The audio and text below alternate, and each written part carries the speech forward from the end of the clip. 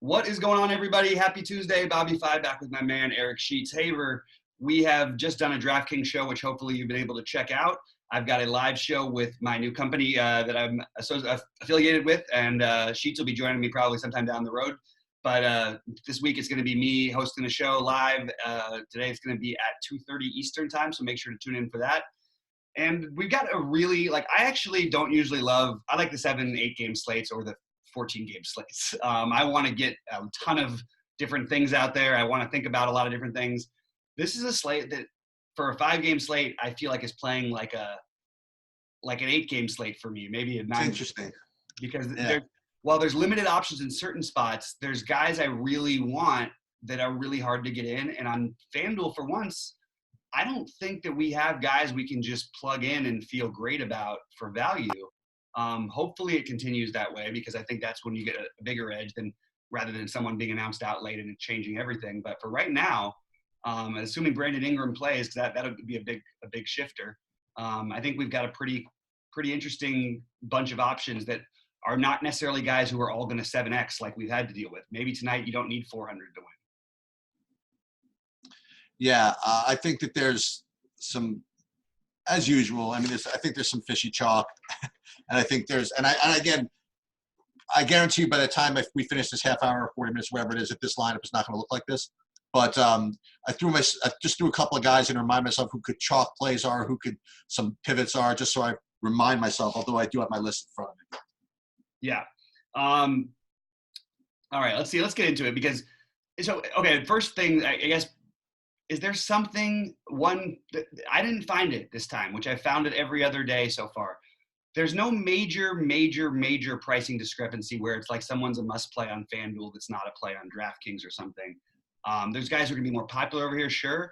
But for the most part, it's actually playing fairly similarly, except for a little bit more just chalky, which is what we like, because we can certainly pivot off that chalk when these guys who are chalk, I don't think are by any means sure things. So at point guard is a great example. We're going to have a 1,000,000% owned DeJounte Murray, who is going to be the cash game play even. And while I certainly get it, I'm a big Murray guy at this price, getting more minutes, obviously losing DeMar DeRozan. Everything is leaning in his favor. But we've got a team that plays 4 guards in a game they could get smoked in.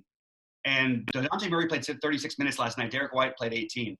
I just think – I'm not saying play Derek White over here. I'm saying – let's think about DeJounte Murray as maybe not being the best chalk in the world. Now, sure, will I have some exposure to him? Probably.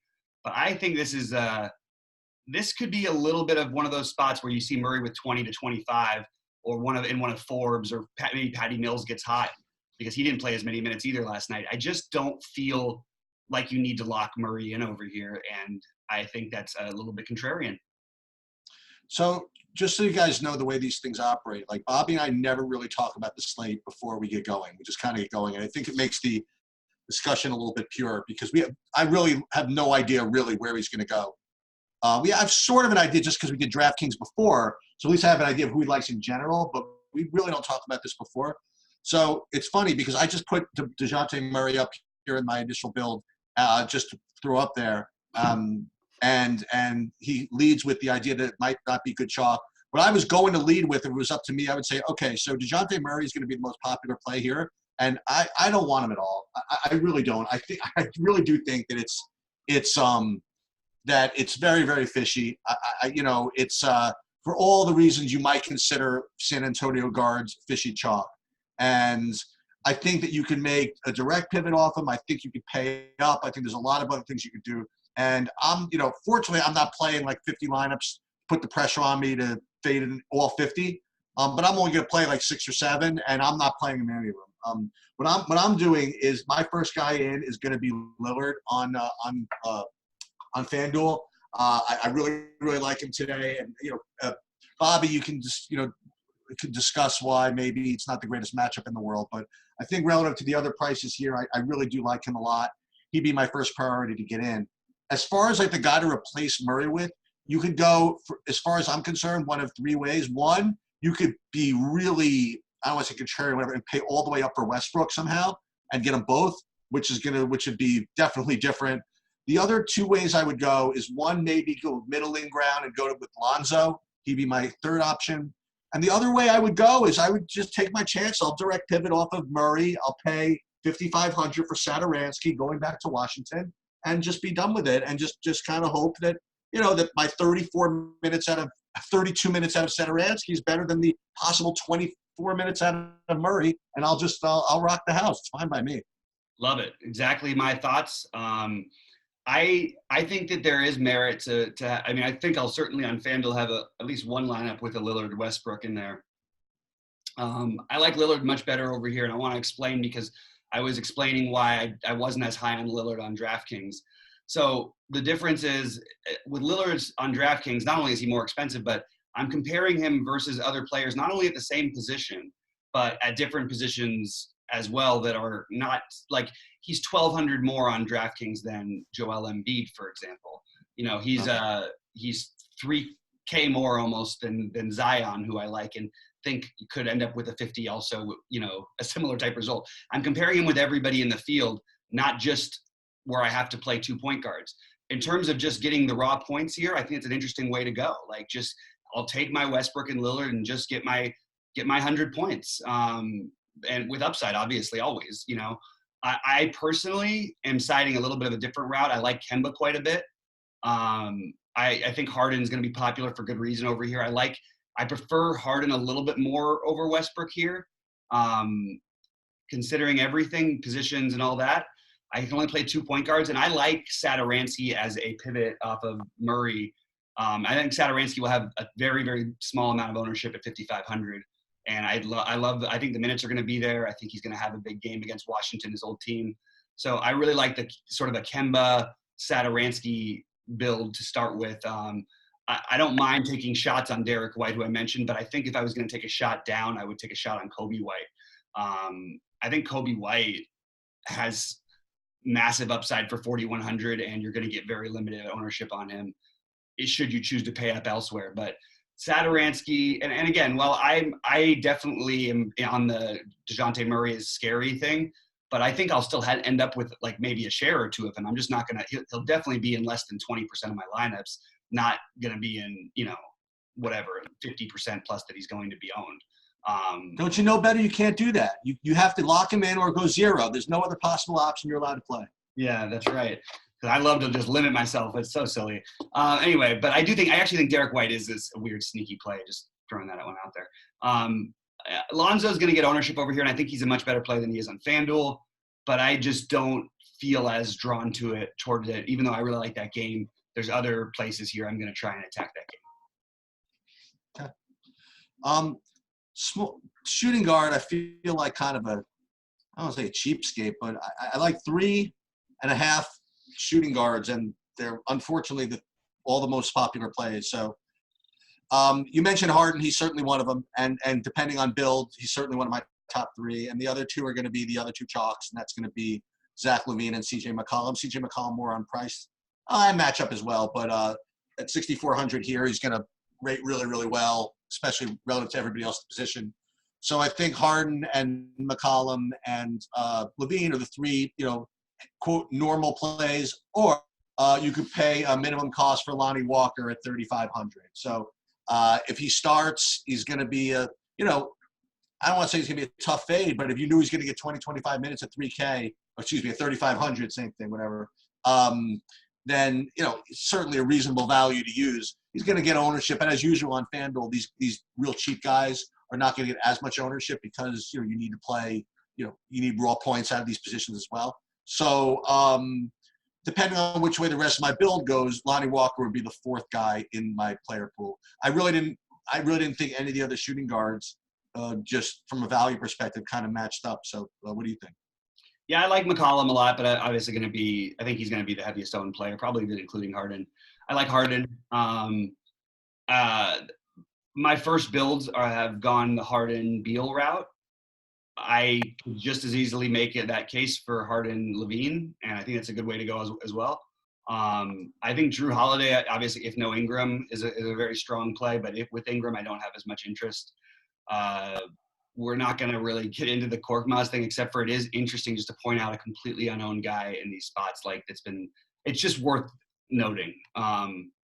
So maybe if you're playing a 1,000,000-person tournament, you do something like that. I would encourage, if you're playing large field, to try and get some of that sand, like maybe play, I didn't mention Patty Mills at point guard, but like if you really are playing like the $7 tournament with 1,000,000 people in it, those are the kind of plays. Like Patty Mills gets 30 tonight and no one has him, and then all the other guards from the Spurs. But like you can win, like this is how you can win tournaments on 5-game slates. So I just want to throw that one out there because I kind of forgot about it. But same thing is kind of true over here. Bryn Forbes is going to play 30 minutes. He's 4K as a pivot off of Lonnie Walker. And then just like nobody else they're spending down is going to be spending on Bryn Forbes, I don't think. So I think he's kind of like a sneaky, really, really, really just low cost, maybe not a huge ceiling guy, but a guy who probably gets you between 20, 30-ish here. So just an interesting way to go depending on builds. But again, for me, really like the spending up at this position. Or just playing, mostly one of the Walker. You are going to get lower ownership on Walker over here, so maybe it's worth playing him. And I think you're going to get lower ownership on Levine, so that certainly makes a lot of sense. I just think you're going to get really low ownership on Bradley Beal. And you know me, I'll take that shot. Pay up for Harden and Beal here and move on. All right, so small forward is starting to be just kind of the same boring guys that pop on every FanDuel slate, right? When these guys are playing. So you're going to have the Sixers and the Celtics. These guys always seem to be pretty good values here. So you have Tobias Harris, you have the two Celtic guys who we talked about before briefly in that Hayward, actually just before the show, Hayward and Jaylen Brown. I mean, obviously with Kevin and everybody back, you'd have to think they wouldn't look quite as good, but they still, I guess just because of the way the small forward position just looks in general, they still look to be pretty good. So, I mean, Hayward, Jaylen Brown, Tobias, the normal guys. So just to throw in a little something different. One guy who is not in this build, but I'll throw him in, just going to be lower owned and just, something to do is to play Danilo Gallinari. And it's funny because and FanDuel, he kind of takes on that role every time with me. He's like, oh, maybe I'll just play Danilo instead of these other guys. And so that's one way you can go. And the other way, I don't know, this guy just kind of popped up a little bit for me as kind of somebody different to play who looks pretty good, and Chandler Hutchinson. So he's going to be lower owned than the normal guys. And I do like, as you can see, some other Chicagos and maybe some Washingtons. So he's going to fit a couple of my builds probably. Yeah. I sort of agree with pretty much all you said. Like, I mostly though I'm just going to end up with Carmelo and Brown or Hayward. That's just probably what I'm going to end up doing. I don't mind Tobias Harris. I don't mind Daniel House. I don't mind Danilo. I don't love this spot overall. I just think I do like the prices on Carmelo, Brown, and Hayward. I actually think you could make a case for playing Brown and Hayward together here if you're going to play. Maybe if you did play a Harden Westbrook lineup, because one thing is the Harden Westbrook ceiling is raised in a way that people don't realize, just because of that extra, not just the little bit of usage from Capella, but like they're going to play faster, they're going to play more their style. There's going to be more rebounds. The games are going to be faster. There's going to be more assists out there. There's going to be more scoring. It's just there's a lot more for them. So if you wanted to take the stand at the MAC game, you're going to make a little stack with Harden and Westbrook. Why not play Jaylen Brown and Hayward at small forward in that lineup? I think that's an interesting way to go. But I also, Hutchison, yeah, I'm okay with it. I'm not like in love with it. How are you gonna play a GPP on FanDuel? I mean, what are we gonna do here? I mean, maybe we play Brandon Ingram too, assuming that we don't know whether or not he's gonna play. Because I don't buy this ownership if we really don't know. And maybe we play Daniel House. I don't know. I don't think we need to worry. Like, I mean, there's places we can differentiate. I mean, Bradley Beal is going to be 10% owned or less probably. So that's what I'm doing. We're fading DeJounte Murray, and I'm playing some at point guard. That's true. That's true. Those are plays. Playing some Derek White at point guard. In fact, maybe you make the White point guard, just Kobe and Derek. Maybe that's something you could do. Just get a little creative with a couple spots and then play these heavy chalk guys. I mean, dude, the heavy chalk's been hitting more than I've ever seen it. Like, it's been crazy. People have done a good job with the projections, especially at Bet and RotoQL. But it's man, it's I'll tell you where the chalk is hitting is whether Ingram plays or not, Zion's freaking killing it tonight. I mean, he just, He's gonna go I now. mean, that's my transition, I guess, to power forward. Yeah. So I think I'm looking at something at power forward that I think we can do if you wanted to go chalky elsewhere also. Not that you need to go completely crazy, but the obvious plays, at least in my opinion, the three obvious plays are going to be probably the three chalkiest, I suppose. Zion and Covington and who's a San Antonio, and LaMarcus Aldridge, right? So I'm just presuming. I mean, these rates would be the best for me, so I'm presuming they're just going to have to be the most owned, and it looks that way. Yeah, Aldridge and Williamson. Seeing this, Lyle's getting Covington only 15% or so. Yeah. If that's actually true, I'm going to try it. That seems a little off to me. But if you really want to do something different, it'll really redo your whole build. But it's something you kind of alluded to on DraftKings, maybe paying $9,200 for Kawhi or something like that at the power forward position is going to be something that I don't think that many people are going to do, because frankly, there are probably better ways to spend it. But if you want to get, like you said, one of those Kawhi games where he's just, 21 fantasy points at the end, or 15 fantasy points at the end of the first half and finishes with 70, boy, that really allows you to chalk out the rest of the way. Because I think that in and of itself could be a really, really interesting way to go. Yeah, Zion is my favorite play, but I love Kawhi as a tournament play. I think he's terrific. And it's such a weird thing at 9,200 where we're going to get low ownership on him and such high ownership on LaMarcus Aldridge. Now, I understand the thinking, but this is another thing we're going to do. I'm going to fade Marcus Aldridge over here. No interest. So I'm going to play me some Kawhi at power forward. And I think it makes a lot of sense, man. I really actually think that that's the best way to go here is to play the Zion and Kawhi thing. If we're going to play somebody else, I like Covington, and I agree the ownership won't be crazy high on him. I think Bertans and Thaddeus Young are in play. Not super exciting with them and Horford, but they certainly all are fine. If you ended up there, a long shot play would be Luke Cornett. I don't mind that at all. So that's sort of the routes I'm looking, but I'm definitely not going to be playing LaMarcus Aldridge. How do you do this though? Like where do you save money if you're going to play Kawhi though? If you save, well, then it'd be hard to play the Beal Harden backcourt. Well, I don't even have Beal or Harden here. I mean, I have Lillard and Levine, so I guess one of these guys is going to have to go.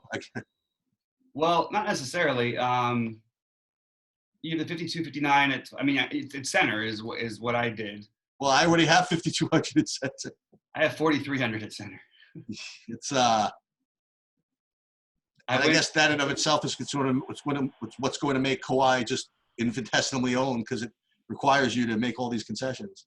Yeah, but I sort of like PJ Tucker as a center tournament play over here. It's a minutes thing, and it's a situation where he could get boards. That's sort of where I'm leaning. I think there's an interesting argument to be made for Montrezl Harrell. He's 5,600. The minutes haven't been there, but the games have been blowouts and weird. I think Harrell's the better play over Adams here. They might need a little bit more size against Philly. I don't see Zubac as being the answer. Well, can I interest you in something, Rose? Sure. First of all, if you can afford to get to Embiid or Whiteside, that would both be very, very nice things if that could happen. Yep. But if you wanted to get really just kind of disgusting, if you're gonna go, raise me with PJ Tucker, maybe I 3-bet you with Moritz Wagner at 4,200. So that's again, if you want to really do that, I definitely think that Moritz Wagner has just as good of a ceiling as Steven Adams. You want to know the truth. And he also has a hell of a lower floor, to put it that way. Yeah, So I think PJ Tucker is one. I think that's a really good play, Bobby. I mean, he is going to play 34 minutes, or maybe he could play 40. Yeah. So it would be nice to get to Whiteside, wouldn't it, or Embiid? I just don't know if. I guess that's why these guys are going to be popular, Adams especially. It'd be nice to get to a few other guys that I'm just not quite able to get to. And yeah, I hear you. It's times is tough over here, which is kind of like, this is good for us. This is what we should be looking for to some extent. Wow, it is tricky though. I have to say, like I'm having trouble with the last few spots over here. Maybe I'm just looking back at different value. Maybe looking at a Troy Brown. Um, I mentioned I think maybe like the guard thing too. Like maybe you play White and Mills and just balls out. You know what I mean? Spend the money elsewhere. Patty Mills can get 20 fantasy points on and not have like a great game. He can get 30 if he does. I don't know. I'm considering just doing something weird like that. But the thing is, it's going to happen. You know what's going to happen. We're going to end up getting some news, and it's going to make the mega chalk just mega awesome chalk. And unfortunately, we're going to have to probably roll with something. That's going to be really annoying. That will be really annoying because we did a lot of time on this, and this is, I'm looking back at my build, and I am just having like a really hard time getting what I want, which was the Harden Beal. I think that the answer for me is that I have to play Levine Beal, which is fine. I could play those guys in the same lineup, and I feel good about it. That's the only way I can get to. What if you wanted to play? What if you wanted to play no Levine, no Beal, no Lillard, no Westbrook, no Harden? You end up with something like this. You know what? It's all at the end. That's a really nice lineup. I like it. I don't know. You got some correlation there. It's good. But I don't know that I don't love all the plays, but it certainly fits. It works. It works, and then all I got to do is root for all those people I mentioned to bust. And actually, I don't need them all to bust. Need them to bust because if McCollum gets 40, if Gallinari gets 40, if Harris gets 40, if Zion gets 50, if Kawhi gets 50, and if Whiteside gets 50, it's not going to matter. Right. And that's all. I mean, those are not asking for too much from those guys. And then you get 25, hopefully, out of Walker, 35 out of Satoransky, and then 40 out of Ball. That might be a little bit to ask for, but it's not that crazy. Hey, sounds good to me. Yeah, let's do it.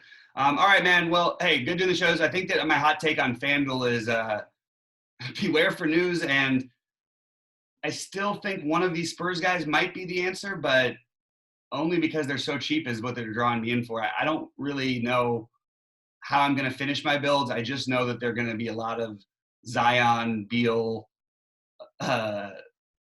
Leonard, Brown, Hayward, Harden, Kobe White. I'm still trying to figure it out, but hey, join me at 2:30 Eastern in an hour or so, and we'll do it. Anyway, Sheets, any final thoughts?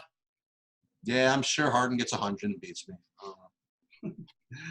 All right. Well, good luck tonight, guys. We'll see you at the top of the leaderboards, and we'll talk to you soon.